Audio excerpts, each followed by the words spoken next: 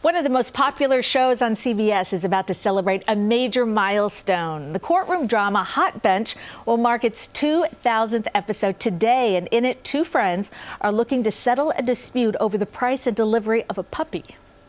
She bought a plane ticket. You've got the dog that you don't want. She's got police escorts. Give her the dog. I thought that was an easy resolve right then and there. But, I mean, that doesn't make logical sense to me because I've been boarding. That's not logical? No, I've been boarding this dog at my house. It's in the contract that I charge $25. Right, so stop boarding the dog and give her the dog. But you're thinking about it as if this was like I'm thinking about it the logical way. No, the dog's been there for 3 extra months. So, no, I'm charging you that boarding. That $1,500 is going towards the boarding. That's a problem.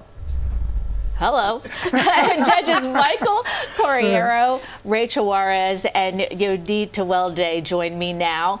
Oh, my goodness. Getting hot in there, right? Good to see you. So nice to see all of you. Good to see you again. All right, let's talk a bit, Michael, about the details of this case. And how did this dispute over a golden doodle end up in court? Well, I think, as Yodit pointed out, give her the dog.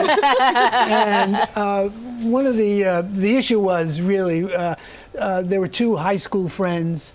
They came to odds or different points of view with respect to an understanding of an agreement for one to buy a golden doodle, right? Yeah. And the purchase price was settled at $1,500, but there was some ambiguity about delivery costs. And so they argued with each other. It kind of went down to another layer, and to the point where one went to pick up the dog and with a police escort, and the other refused to turn the dog over. So it became rather complicated. But Yodit just really put her finger on it and said what she thought was right. For boarding the dog. Yeah. Well, you could have just given her the dog and you wouldn't have this issue. So it was a classic case where there was a solution that was so easy, but personalities and relationships got involved, and it went from there. But you all figured it out. We did. Always. In the end, we did, yes. So, Rachel, 2,000 episodes. That is such an accomplishment. Is there any case that really sticks out in your memory? Yeah, you know, one of the ones that we always talk about is a case where a man sued for over a $5 coffee. He said he didn't get the coffee that he wanted. He didn't get his order. It wasn't done correctly enough. And so he drove back 200 miles back to the coffee shop to try to demand his correct coffee.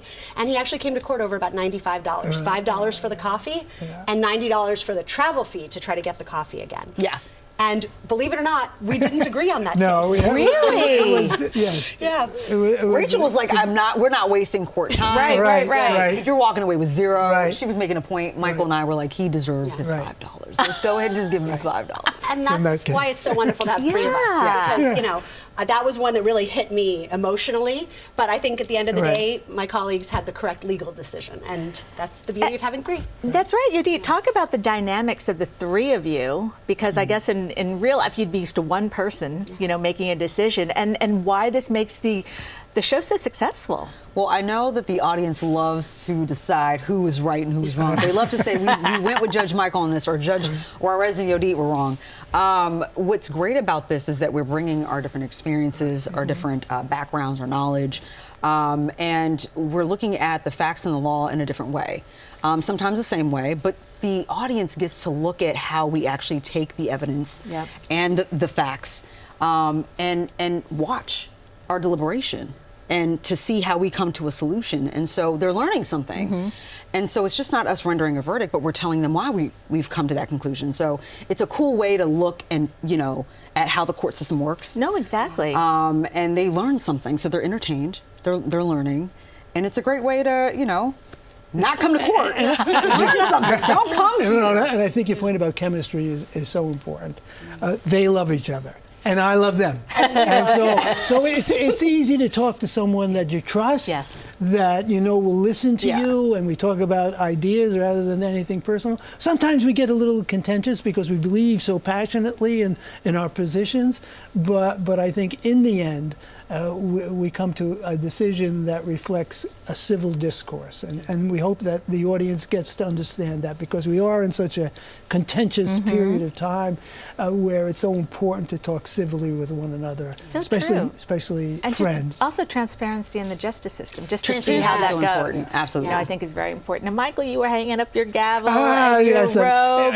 it's time to pass the. This is bittersweet. I was just telling Rachel and Yodit how I'm having second thoughts. No, only in the sense we've had such a wonderful day together, and the time that we've spent together has just been fantastic. But it's time for me to come back to New York.